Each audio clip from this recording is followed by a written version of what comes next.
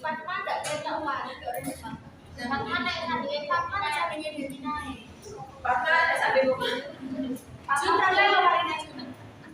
Fatma samping Jadi anu yo milih ke lawang nek. Kamu kenapa dari kita tuh bino kemana? Jun. Dan kita tuh bino kemana? Ada nama mana?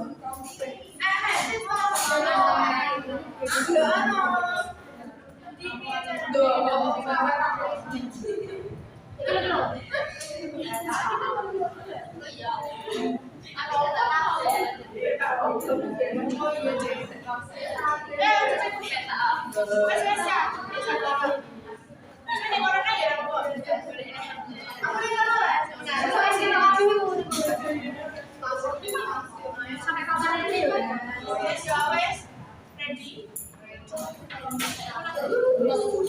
Baik, sebelumnya Assalamualaikum warahmatullahi wabarakatuh. Waalaikumsalam warahmatullahi wabarakatuh.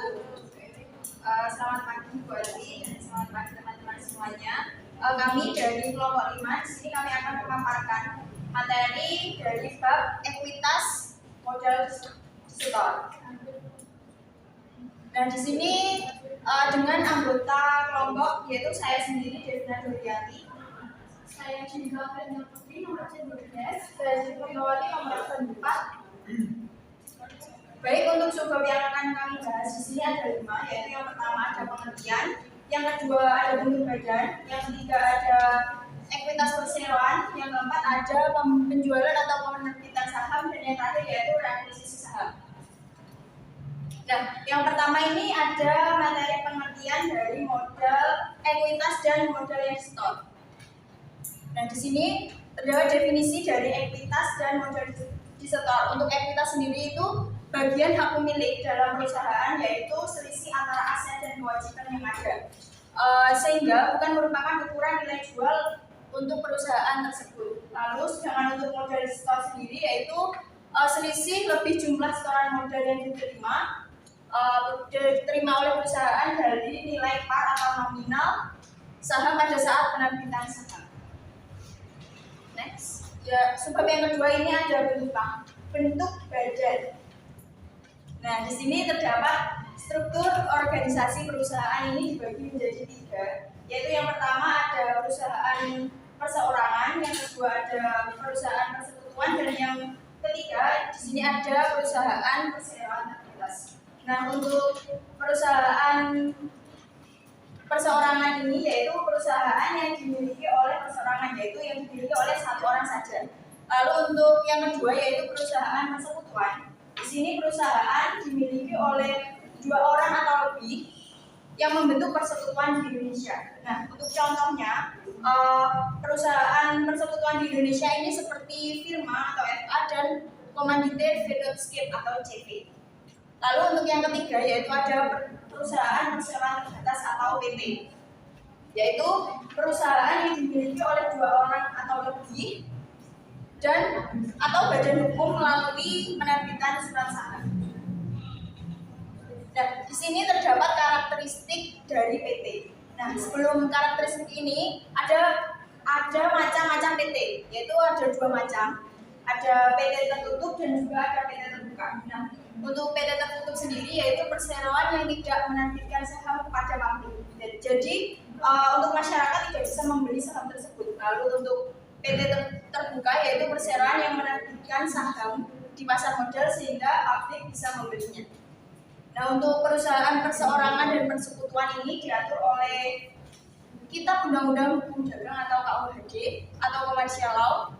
Hal ini membuat tanggung jawab pemilik perusahaan bersifat tidak terbatas. Nah, sifat tidak terbatas ini artinya apabila terjadi kerugian pada perusahaan, pemilik perusahaan bisa dimintai tanggung jawab untuk menanggung kerugiannya tersebut menggunakan kekayaan pribadinya. Sedangkan untuk tanggung jawab pemilik perusahaan dengan bentuk PT di sini bersifat terbatas, yaitu kebalikannya dari yang tidak terbatas tadi. Jadi di sini pemilik bisa dapat dimintai tanggung jawab dengan menggunakan kekayaan pribadinya. Nah, di sini ada keunggulan dan kelemahan PT. Untuk keunggulannya di sini ada 5. Yang pertama, berbentuk badan hukum terpisah dari pemilik dan merupakan para pihak dalam kasus hukum. Yang kedua, dilindungi oleh undang-undang dan negara. Dan yang ketiga yaitu keberlangsungan usaha tidak terpengaruh oleh kondisi pemilik seperti sudah meninggal dunia. Yang keempat, reputasi yang lebih kuat dan diakui oleh sejumlah pihak, penyedia fasilitas pendanaan seperti perbankan atau pasar modal. Dan yang terakhir yaitu keunggulannya yaitu kekayaan PT terpisah dari kekayaan pribadi atau pemilik saham tersebut. Lalu untuk kelemahan PT ada 2, yaitu kelemahannya kerumitan dalam proses pembuatan PT. Dan yang kedua yaitu biaya pendirian yang relatif mahal.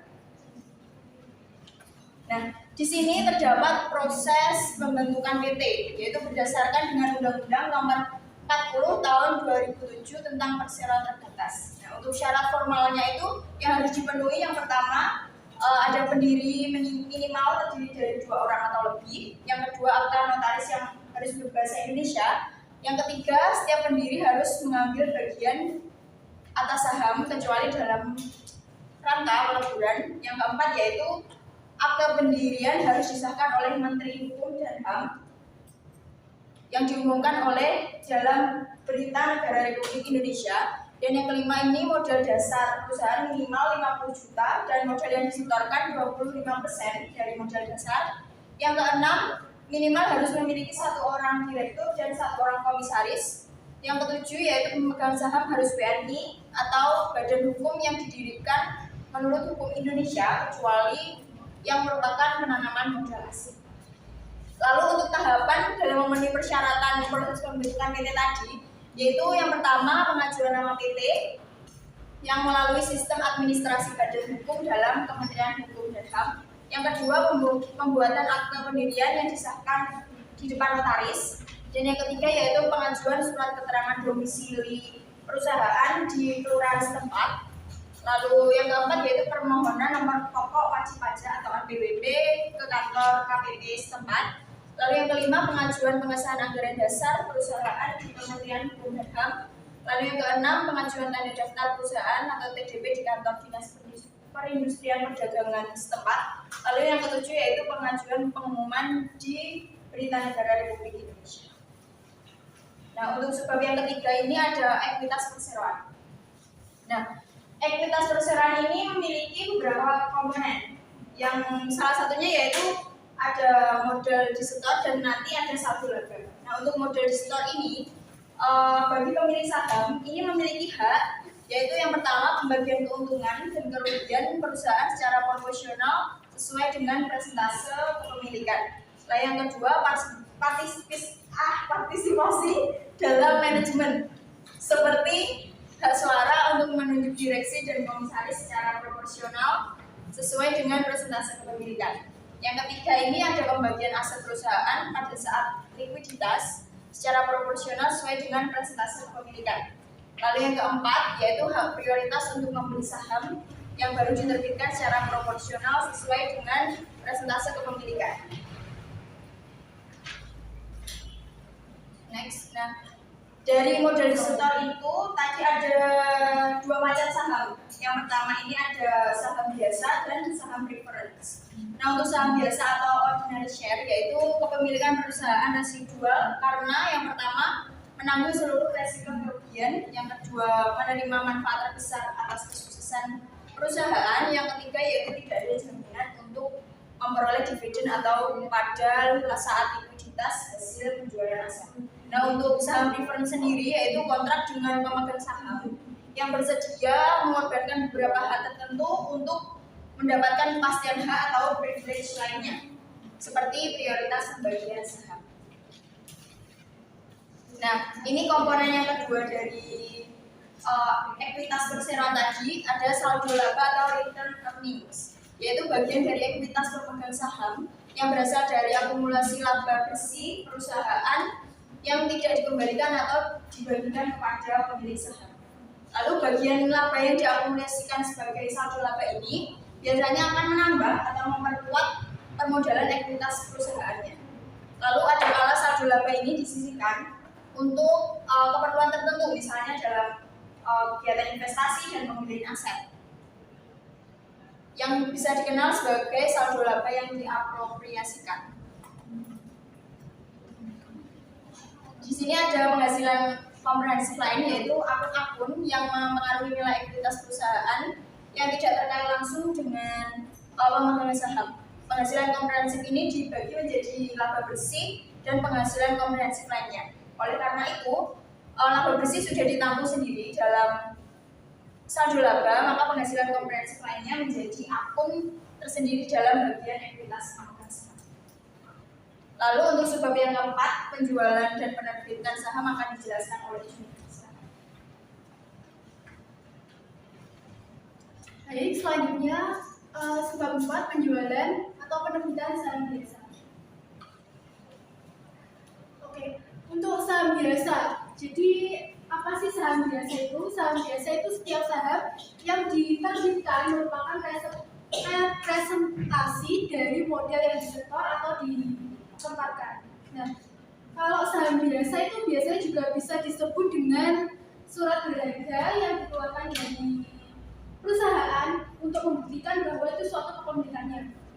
Nah, di dalam saham biasa ini terdapat dua jenis saham yang dapat diterbitkan dalam perusahaan. Yang pertama itu yaitu saham dengan nominal.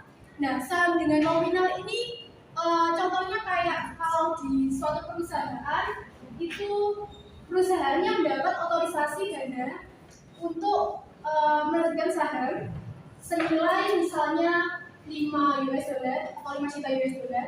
Nah, itu di perusahaan itu juga diterbitkan saham per lembarnya itu 1 US dollar.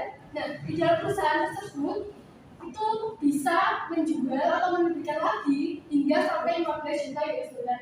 Nah, perusahaan tersebut itu berhak dalam menerbitkan saham tersebut dikarenakan ketentuan dan dengan nominalnya.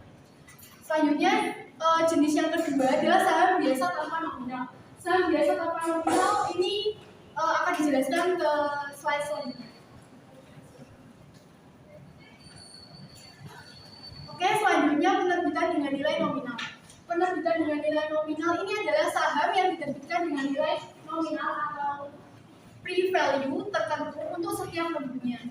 Nah, penentuan nilai besar kecilnya itu bergantung dari perusahaannya masing-masing. Bisa dibuka pada halaman 88 kalau tidak salah di buku Dwi Martani. Untuk contoh 1.3.1 penerbitan saham biasa dengan nilai nominal. Ini contohnya PT Obajaya menerbitkan 1 juta lembar saham biasa bernilai nominal Rp100 dengan harga 500 per lembar yang dibayar tunai oleh sejumlah investor yang membelinya. Perusahaan mencatat penerbitan saham tersebut dengan jurnal sebagai berikut. Nah, ini kas 500 juta didapatkan dari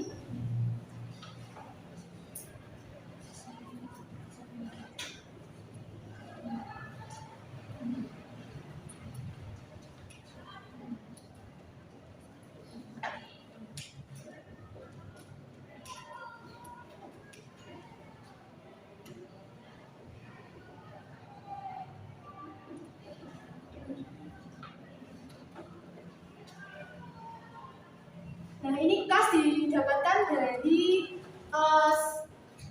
penerbitan 1 juta saham, 1 juta lembar sahamnya dikalikan dengan harga per lembarnya.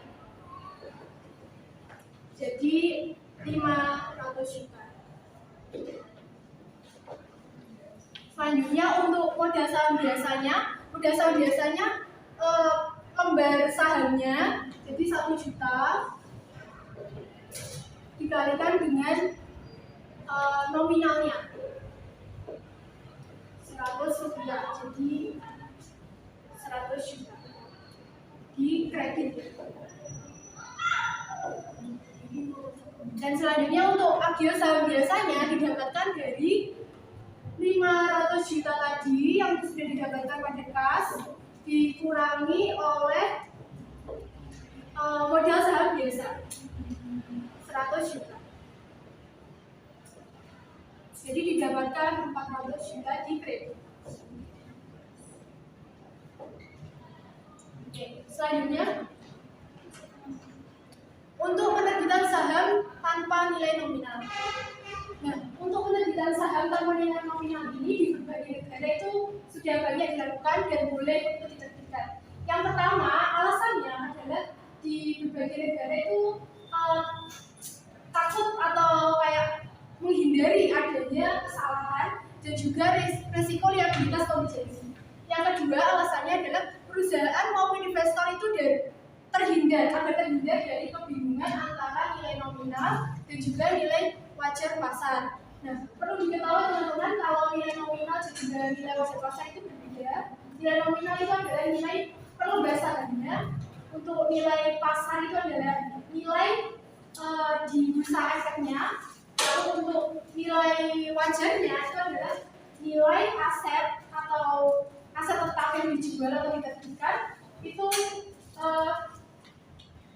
kayak apa? Yang diterbitkan itu bisa tercatat dalam aset, lalu penjualannya itu pada pihak yang sukarela, jadi tidak dalam paksaan atau likuidasi. Selanjutnya untuk penerbitan tanpa nilai nominal biasanya itu terdapat kerugiannya yaitu adanya pajak yang tinggi di beberapa negara. Yang kedua juga seluruh harga tanpa nilai nominal dianggap sebagai modal legal yang dapat mengurangi fleksibilitas perusahaan ketika melakukan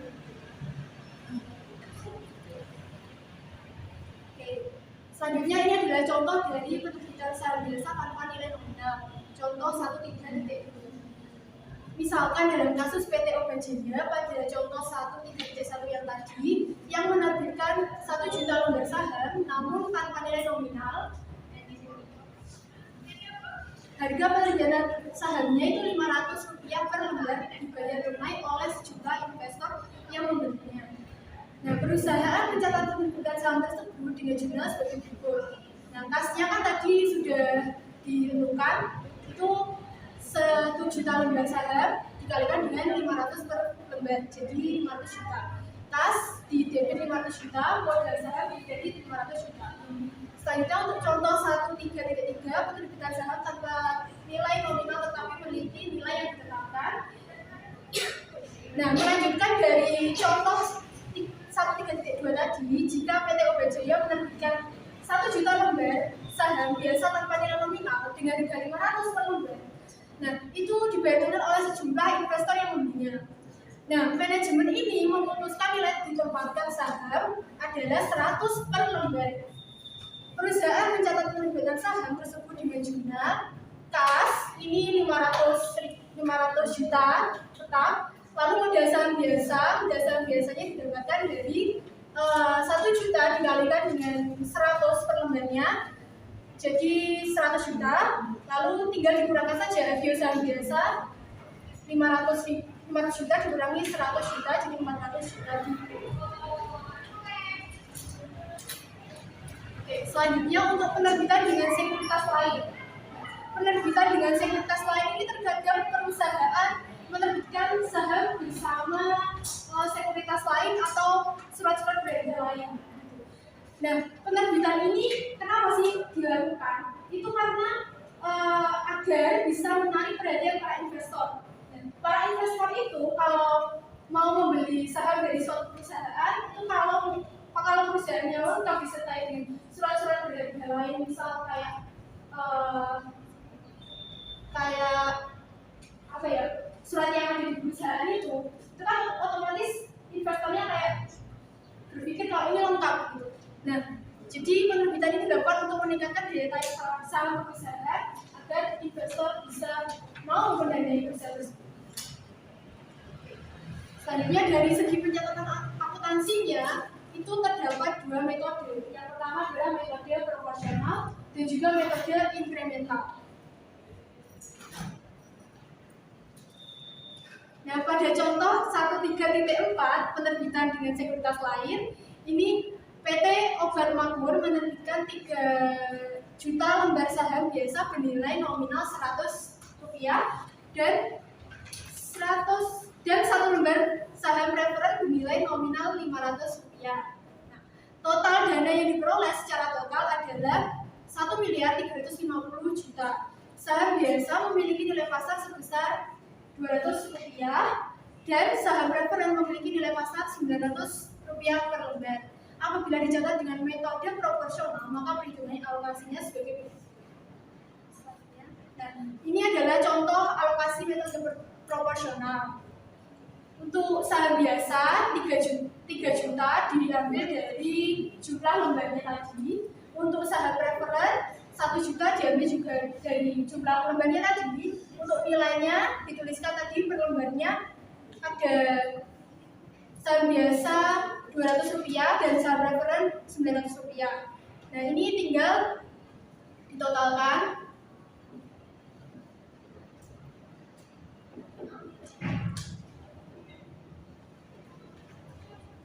Tiga juta lembar, 1 juta lembar di preferen.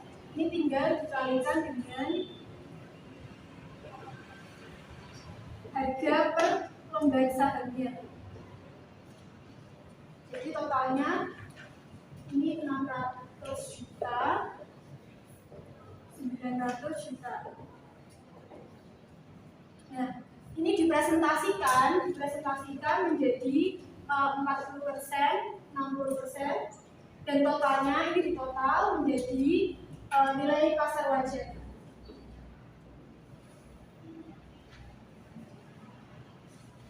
Jadi 1.500.000.000.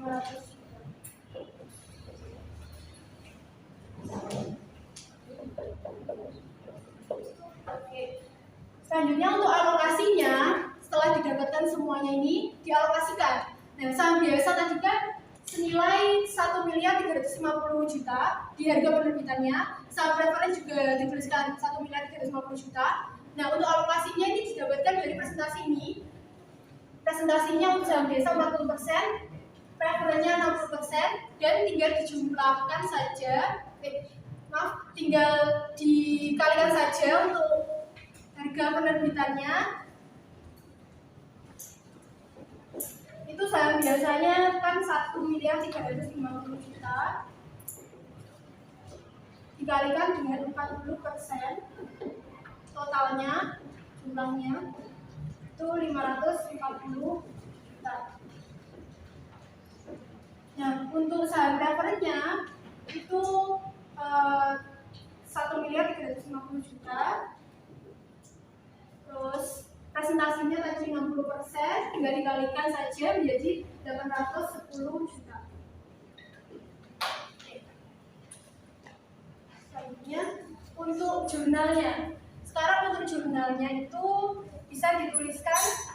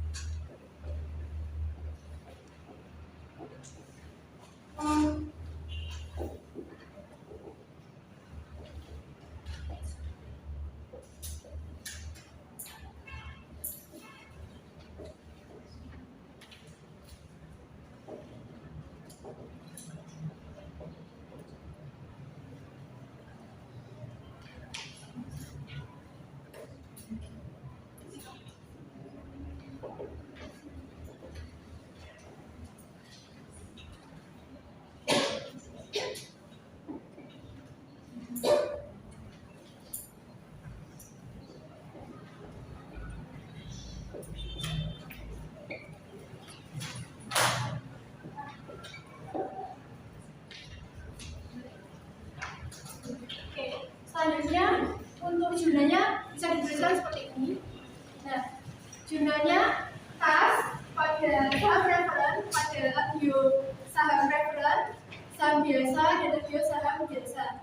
Di kas itu Rp1.350.000 yang dituliskan tadi. Nah, terus saham preferennya 500 juta didapatkan dari 1 juta lembar saham tadi dikalikan dengan 500 harga per lembar sahamnya. Lalu audio saham preferen 310 juta didapatkan dari 810 juta dikurangi dengan 500 dari saham preferennya tadi didapatkan 310. Selanjutnya untuk saham biasa 3 juta itu harga itu per lembar sahamnya dikalikan dengan 100 nominal per lembar sahamnya itu jadi 300 juta.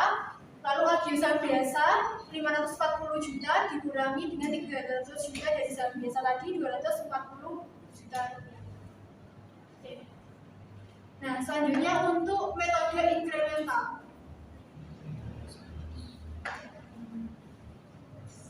Nah, untuk metode inkremental ini sedikit berbeda dengan metode proporsional. Nah, metode inkremental ini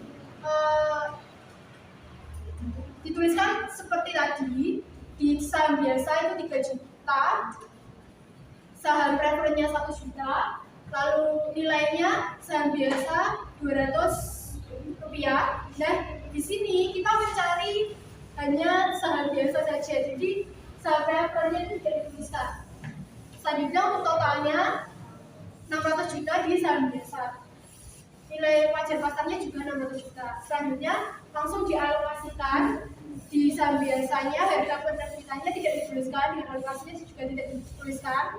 Lalu saham preferen 1.350.000 dikurangi dengan nilai wajah pasar tadi, alokasinya tadi 600 juta dikurangi menghasilkan 750 juta. Selanjutnya untuk jumlah saham biasa dituliskan kembali yang atas tadi 600 juta. Nah, ini untuk jurnalnya. Jurnalnya itu tetap sama, yaitu kas pada saham preferen, agio saham preferen, saham biasa, dan agio saham biasa. Untuk totalnya untuk kas 1.350.000 tetap sama. Lalu untuk saham preferennya 1 juta dikalikan 500 jadi 500 juta. Agio saham preferennya 750 juta didapatkan dari alokasi yang sebelumnya tadi di metode inkremental, lalu dikurangi dengan 500 juta didapatkan dari saham preferen menghasilkan 250 juta. Lalu untuk saham biasa 3 juta dikalikan dengan harga per lembarnya yaitu 100 rupiah menghasilkan 300 juta rupiah. Dan agio saham biasa 600 juta, ini 600 juta dikurangi dengan 300 juta menghasilkan 300 juta. Oke, selanjutnya untuk penerbitan saham non tunai. Penerbitan saham non tunai ini dilakukan ketika perusahaan membeli aset atau properti, ataupun memperoleh karyawan atau servis dalam bentuk selain kas tunai. Di dalam transaksi ini ada 2 cara untuk yang perlu dalam mencatatkan transaksinya. Yang pertama adalah nilai wajar barang atau jasa yang diterima. Yang kedua adalah nilai wajar barang atau jasa yang tidak dapat diukur secara andal dan juga sebesar nilai wajar saham yang diterbitkan. Oke, selanjutnya. Nah, di sini untuk contoh 13.5 di buku Bima tadi juga ada saham yang diterbitkan dalam transaksi non tunai. Pada 1 Desember 2014, PT Obat Sejahtera membeli merek obat Flukena dari salah satu perusahaan farmasi dari Malaysia. Untuk pembelian ini, PT Obat Sejahtera tidak melakukan pembayaran tunai, melainkan penerbitan 100.000 lembar saham dengan nilai nominal 1.000. Kondisi 1. Nah, PT Obat Sejahtera itu dapat menentukan nilai wajar merek dagang tersebut, namun berdasarkan harga penutupan perdagangan itu harga per sahamnya diketahui sebesar 1.600 per lembar. Jadi jurnal yang dicatatkan adalah merek dagangnya 160 juta itu didapatkan dari 100.000 lembar dikalikan dengan 1.600 per lembarnya.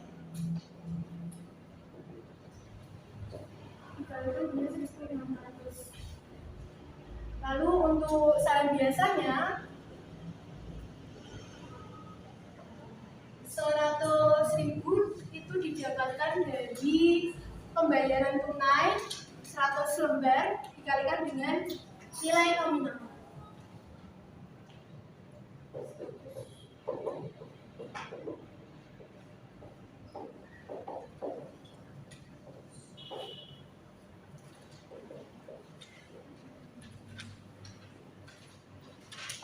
agio sahamnya tinggal pengurangan ya, itu 60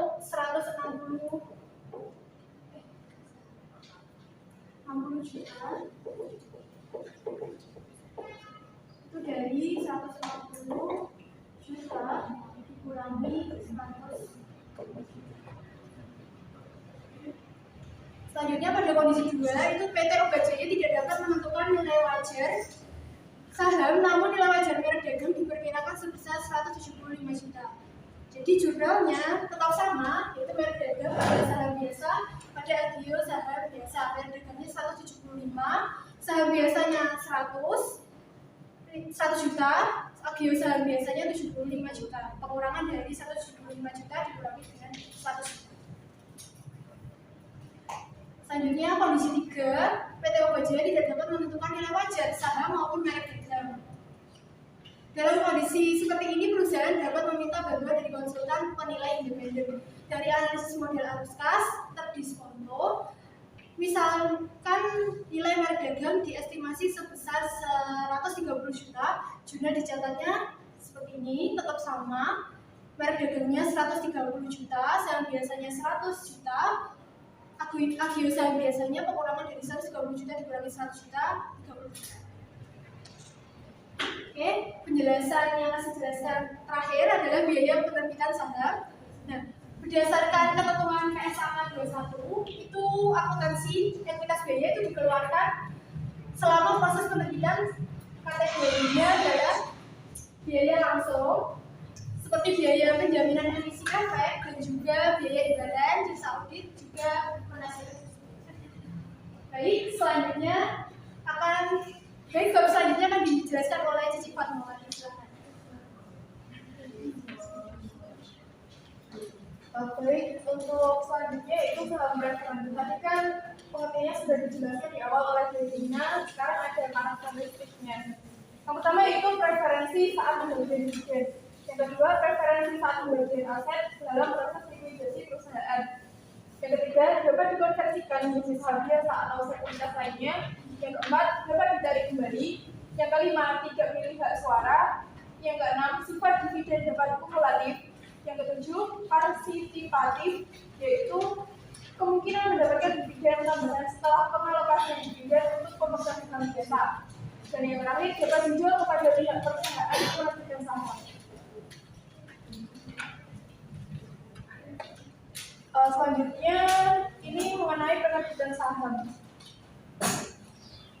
Untuk contoh kasusnya, PT Obat Manjur menerbitkan 100.000 lembar saham preferen dengan nilai nominal Rp100 per lembar. Saham ini dibeli tunai para investor dengan harga perdana sebesar Rp150 per lembar. Jurnal yang dicatat perusahaan adalah sebagai berikut. Untuk penerbitan saham sendiri, jurnalnya sama dengan yang sudah dijelaskan oleh Junika tadi.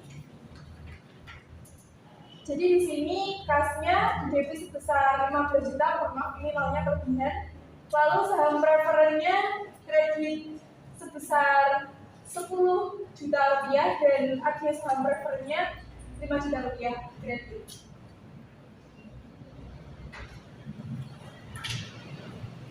Selanjutnya, pada 1 November 2015, PT Obat Manjur melakukan pembagian dividen tunai sebesar 50 juta rupiah kepada para pemegang saham. Komposisi pemegang saham terdiri sebagai berikut. Saham preferen 6% dengan total nilai nominal 100 juta rupiah. Saham biasa dengan total nilai 400 juta rupiah. Selama tahun 2013 dan 2014, PT Obat Manjur tidak membagikan dividen karena kebutuhan dana investasi yang besar. Diasumsikan komposisi pemegang saham tidak berubah selama 2013 sampai tahun 2015. Ini yang pertama, dividen saham preferen bersifat ini non kumulatif dan non partisipatif. Nah, dalam kasus ini pembagian dividen untuk saham preferen dan saham biasa dihitung sebagai berikut. Ini perhitungannya untuk saham preferennya 6%. Ini sesuai dengan soalnya. 6% dikali total nilai nominalnya yaitu 100 juta, hasilnya 6 juta rupiah. Lalu untuk sisanya tadi kan dividen yang dibagikan itu sebesar 50 juta rupiah. Dan untuk saham preferennya dialokasikan 6 juta rupiah, jadi sisanya 44 juta rupiah itu dialokasikan sebagai saham biasa.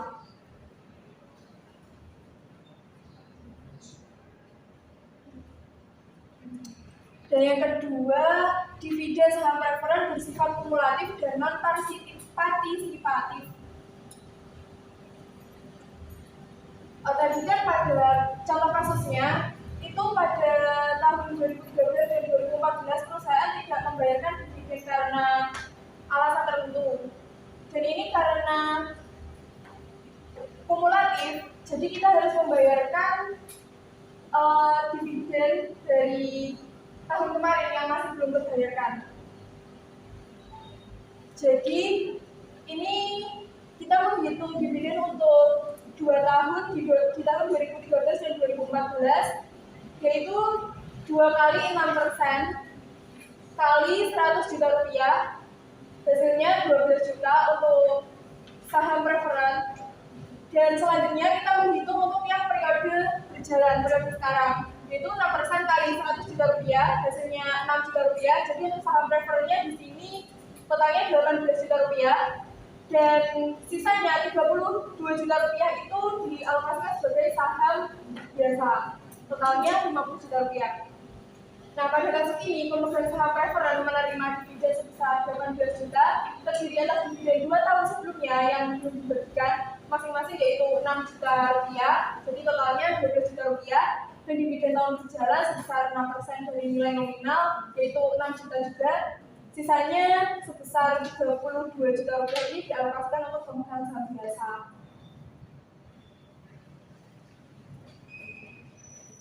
Selanjutnya yang ketiga yaitu dividen saham preferen bersifat non-kumulatif dan partisipatif. Ini perhitungannya sama seperti tadi. Untuk dividen tahun berjalan sebesar 6% dikali 100 juta rupiah, hasilnya 6 juta. Karena ini partisipatif, kita juga harus menghitung saham biasanya sebesar 6% dikali totalnya tadi 400 juta rupiah. Jadi untuk saham biasanya 6% dari soal tadi dikali total nilai nominal saham biasanya tadi 400 juta rupiah, itu hasilnya 24 juta rupiah. Jadi totalnya 30 juta rupiah. Karena dividen yang dibagikan itu kan 50 juta rupiah, jadi masih ada sisa 20 juta rupiah. Dan ini harus kita alokasikan untuk saham preferen dan juga saham biasa. Ini dividen partisipatif 4% ini diperoleh dari mana? Itu diperoleh dari sisanya ini tadi 20 juta rupiah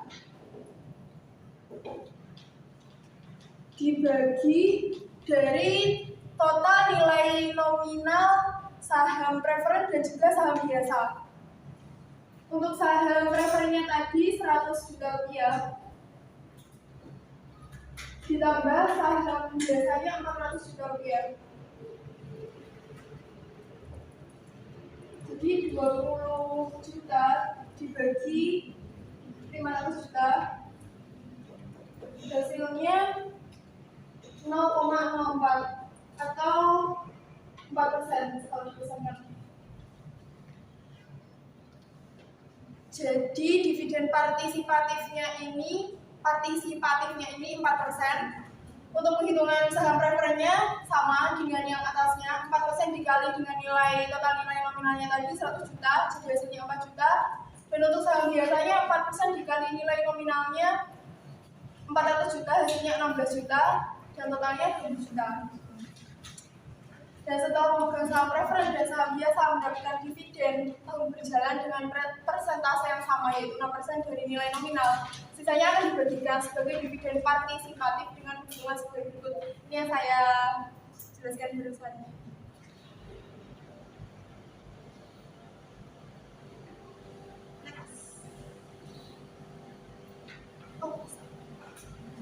Lalu yang keempat, dividen saham preferen bersifat kumulatif dan partisipatif penuh.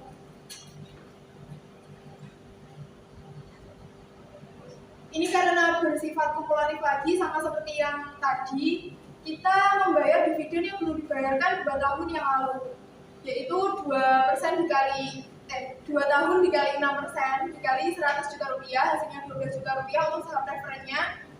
Lalu untuk periode berjalannya 6% dikali 100 juta rupiah, hasilnya 6 juta. Dan karena ini partisipatif, kita menghitung saham biasanya sama seperti tadi, 6% dikali 400 juta rupiah, hasilnya 24 juta rupiah, dan totalnya 30 juta rupiah.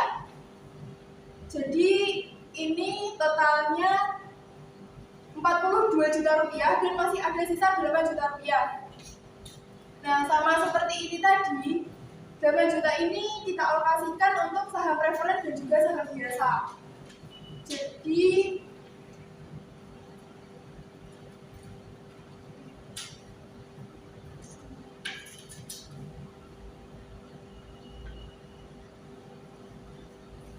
itu seharusnya bukan 4% ya, tapi 1,6%. Jadi sama seperti tadi, penghitungannya 1,6% itu dari 8 juta rupiah dibagi 500 juta rupiah, tentunya 1,6%. Dan untuk menghitung saham preferennya 1,6% dikali 100 juta rupiah, hasilnya 1.600.000. Dan untuk saham biasanya 1,6% dikali 400 juta rupiah, hasilnya 6.400.000. Dengan demikian, pemegang saham preferen menerima total dividen sebesar 19.600.000 dan pemegang saham biasa sebesar 30.400.000. Selanjutnya, pembagian dividen. Fitur preferensi pembagian dividen untuk saham preferen bergantung pada jenis dan karakteristiknya. Secara umum ada 2 karakteristik umum dividen saham preferen, yaitu dividen kumulatif dan dividen partisipatif.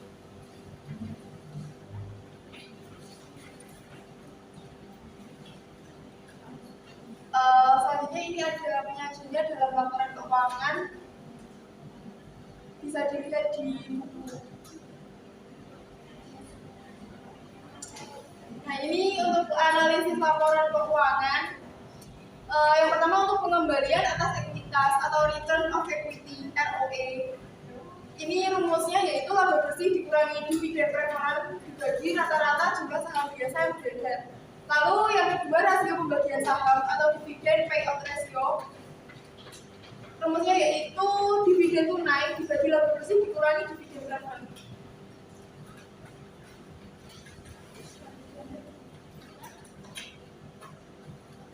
Nah, sebab selanjutnya yaitu reakuisisi saham.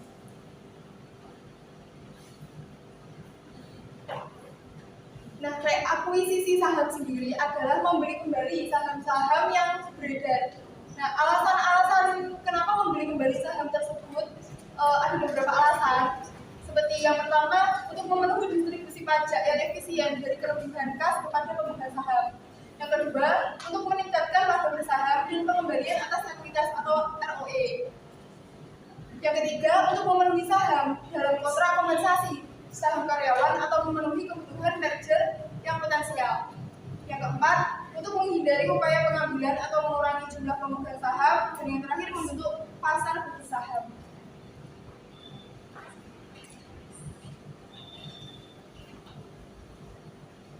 Nah, saham yang sudah ditarik dari pasar dapat dihapuskan atau disimpan untuk diterbitkan kembali. Jika tidak dihapuskan, maka saham-saham tersebut disebut sebagai saham treasury. Dapat dikatakan, saham treasury adalah saham biasa yang diterbitkan dan diperjualbelikan untuk investor, tetapi dibeli kembali atas nama perusahaan tersebut. Selanjutnya ada metode pencatatannya. Ini yang pertama, dengan metode nilai nominal. Nah, pada metode nilai nominal ini, pembelian kembali saham yang beredar dipandang sebagai penghentian peredaran sebagian saham yang beredar. Ini ada contoh kasusnya.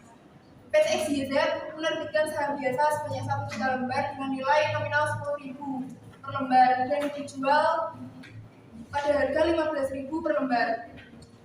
Jurnal atas penerbitan saham tersebut sama seperti yang tadi juga, kas debit sebesar 15 miliar, saham biasa kredit sebesar 10 miliar, lalu agio saham biasa selisihnya kredit sebesar 5 miliar.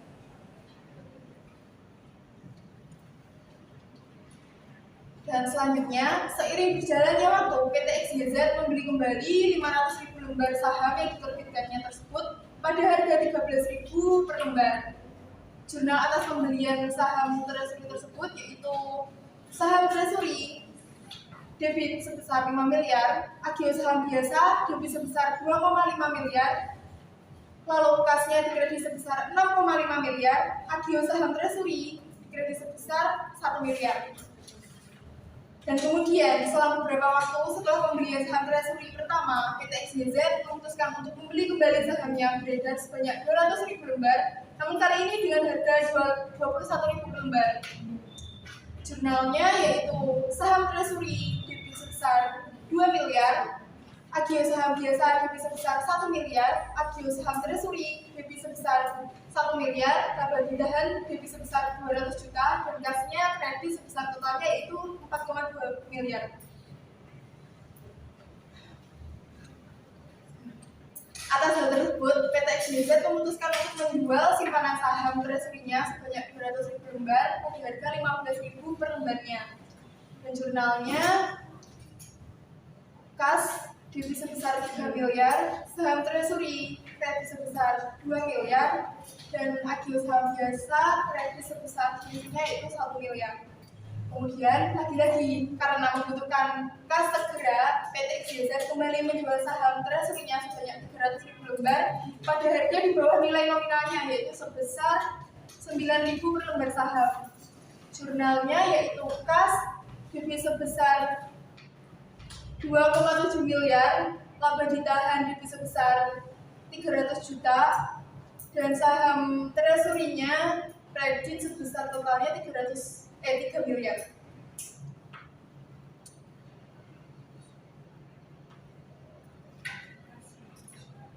Nah ini selanjutnya atas saham treasury yang tersisa sebanyak 200.000 lembar, PT XYZ memutuskan untuk memensiunkannya. Jurnalnya yaitu saham biasa didebit sebesar 2 miliar dan saham treasury-nya dikredit sebesar 2 miliar. Selanjutnya metode yang kedua yaitu metode harga perolehan. Dalam metode harga perolehan ini, pembelian kembali saham yang beredar dipandang sebagai tambahan terhadap elemen modal yang belum ditentukan penyelesaiannya. Untuk contoh kasusnya, pada 1992 dijual 1.000 lembar saham biasa dengan nilai nominal Rp1.000 dengan harga Rp1.500 per lembar. Jurnalnya sama seperti tadi juga, kas didebit sebesar 3 juta rupiah, modal saham biasa dikredit sebesar 2 juta rupiah, dan agio saham biasa dikredit sebesar 1 juta rupiah. Lalu dibeli kembali sebagai saham treasury 1.000 lembar saham dengan harga 1.200 per lembar. Jurnalnya yaitu saham treasury di debit sebesar 1.200.000 dan kasnya dikredit sebesar 1.200.000 rupiah. Lalu dijual kembali 100 lembar saham treasury dengan harga 1.200 per lembarnya. Jurnalnya kas di debit sebesar 120.000 rupiah dan saham treasury-nya dikredit sebesar 120.000 rupiah. Lalu dijual kembali 100 lembar saham treasury dengan harga 1.400 per lembar. Jurnalnya kas di debit sebesar 140.000 rupiah dan saham treasury-nya dikredit sebesar 120.000 rupiah. Modal disetor dari saham treasury-nya dikredit sebesar 20 juta rupiah.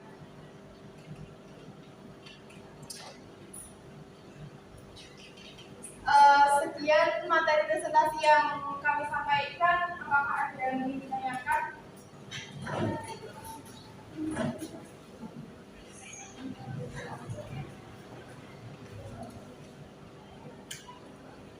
Baik, untuk Sabta silakan bertanya.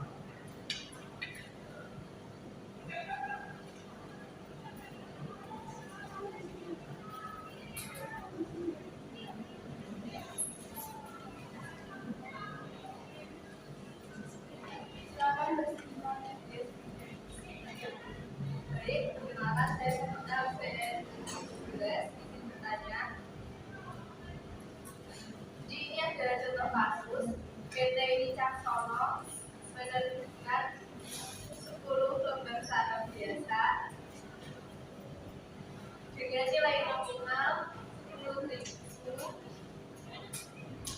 pada tanggal 2 Januari 2016, dijual 5.000 saham dengan harga 10.500 secara tunai.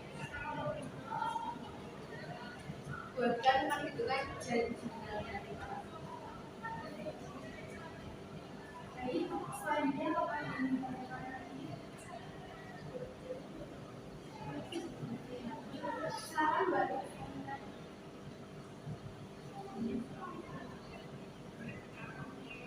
Jadi misalnya kita menjelaskan mengenai bukan disiplin dan juga satu standar. Pertanyaannya, mengapa sih model disiplin itu harus dibedakan dengan satu standar atau anti-intrinsic?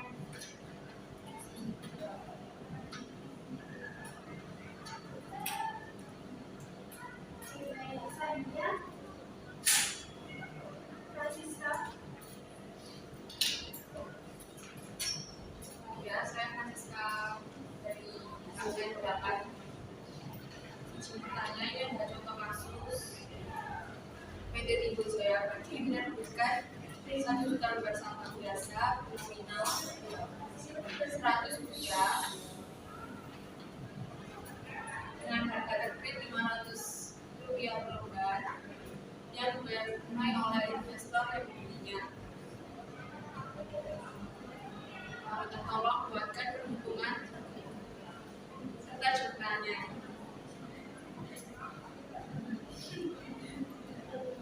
Baik, selanjutnya pertanyaan kedua. Silakan. Saya semua izin bertanya. Izin bertanya, di sini ada pemasukan PT Jaya mengaktifkan 6 juta lembar dari saham biasa yang bernilai nominal 200 rupiah dan 1 juta lembar saham preferred bernilai nominal 500 rupiah. Total dana yang dikelola secara total sebesar 2.500 juta rupiah. Saham biasa memiliki nilai pasar sebesar 300 rupiah dan saham preferred memiliki nilai pasar sebesar 1.000 per lembarnya. Pertanyaan saya, kalau menghitung alokasinya apabila dicatat menggunakan metode inkremental dan bulat perhitungannya. Baik, apakah masih ada yang ingin bertanya lagi? Saya rasa sudah cukup. Di waktu kami untuk diskusi dulu. Terima kasih.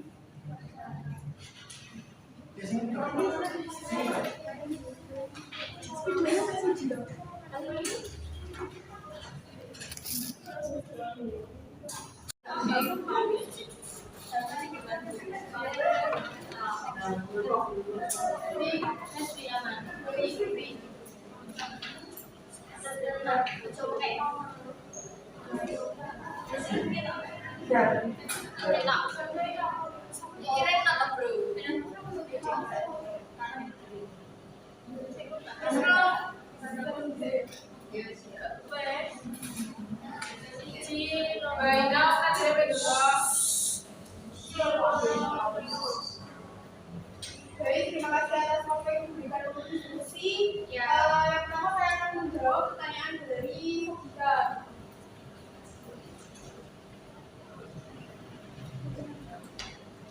Jadi tadi pertanyaannya itu ada contoh soal PT Wicaksono menerbitkan 10.000 lembar saham biasa dengan nilai nominal 10.000 rupiah lembar pada tanggal Januari 2016, dijual 5.000 lembar saham dengan harga 10.500 per lembar secara tunai. Dan yang ditanyakan adalah perhitungan jumlahnya. Jadi untuk perhitungannya nilai nominalnya 5.000 lembar dikali 10.000 rupiah dengan 50 juta juta rupiah. Dan untuk nilai jualnya 5.000 lembar dikali 10.500 rupiah, hasilnya 52.500.000 rupiah. Dan premium saham biasa 2.500.000 rupiah fungsi dari nilai jual dan juga nilai nominal.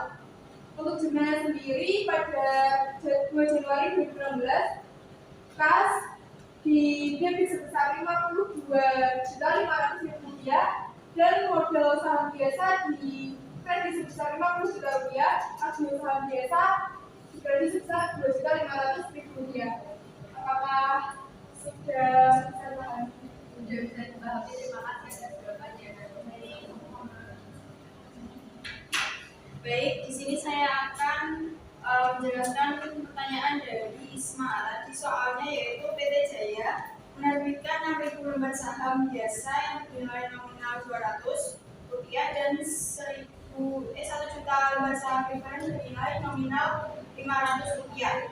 Total dana yang diperoleh secara total yaitu 2.500.000 juta dan saham biasa yang memiliki nilai pasar sebesar 300 rupiah dan saham preferred memiliki nilai pasar sebesar 1.000 per lembar. Lalu pertanyaan yaitu hitunglah alokasi apabila dicatat menggunakan metode incremental dan jurnalnya. Ya, jadi sebelumnya kita harus membuat tabel dalam metode incremental ini dan saham biasa yang diketahui tadi 6.000 lembar saham ditulis di sini dengan nilai 300 ini dengan nilai pasar 300. Lalu di total sebesar 1.800.000 juta. Untuk saham preferennya tidak ditulis karena menurut metode incremental ini tidak menggunakan saham preferen ya. Lalu untuk nilai wajarnya kita langsung tambahkan saja saham biasa dan saham preferen sebesar 1.800.000 juta. Lalu untuk saham alokasinya saham biasa dan saham preferen ini harga terbitnya itu tadi diketahui yaitu dana yang diperoleh sebesar 2.500.000 juta ditulis pada saham preferen. Lalu untuk alokasinya tadi di atas ini kan yang diketahui dari saham biasa. Lalu harga terbit ini dikurangi dengan saham biasa yang sejumlah dengan 1.800.000 juta. Lalu 2 juta ini dikurangi menjadi saham preferennya 700 juta dan saham biasanya tetap 1.800.000 juta. Lalu untuk ayat jurnalnya yaitu kas sebesar 2.500.000 dari dana diperoleh. Lalu saham preferen ini 500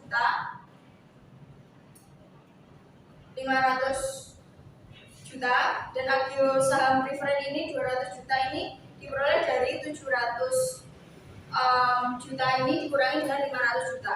Lalu untuk saham biasa sebesar 1.200.000 juta dan agio saham ini diperoleh 600 juta dari 1.800.000 dikurangi dengan 1.200.000 juta.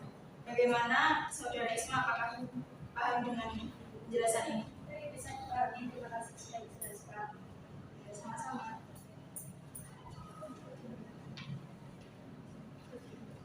Selanjutnya saya akan menjawab pertanyaan dari Lutfi. Pertanyaannya tadi, mengapa modal tetap harus dibedakan dengan laba jalan atau equity test? Itu karena modal disetor merupakan suatu bentuk kontrak yuridis yang harus dipertahankan keutuhannya, sedangkan laba ditahan merupakan modal yang tercipta atau tertimbun karena pemanfaatan aset. Apakah sobat-sobat saya sudah bisa menjawab pertanyaan ini?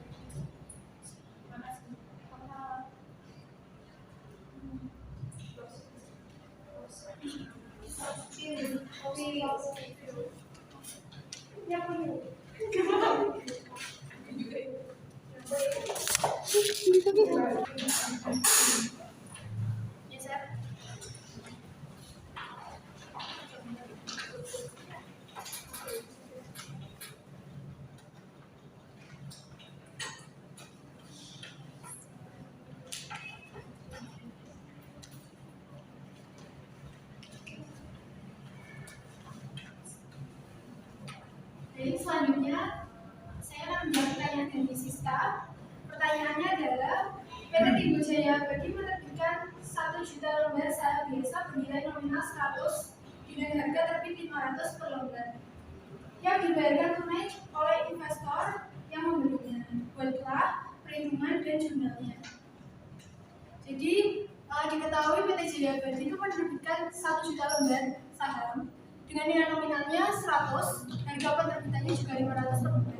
Nah, untuk perhitungannya itu 500 dikalikan dengan 1 juta menghasilkan 150 juta, lalu 100 dikalikan dengan 1 juta menghasilkan 100 juta. Untuk jumlahnya kas di debit 500 juta dihasilkan dari 500 juta yang perhitungannya tadi, dan modal saham biasanya 100 juta dihasilkan dari perhitungannya yang 100 dikali dengan 1 juta tadi, dan agio saham biasa itu pengurangan dari 500 juta dikurangi dengan 100 juta menghasilkan 400 juta di kredit. Apakah dapat dipahami Sista? Terima kasih sudah dijelaskan.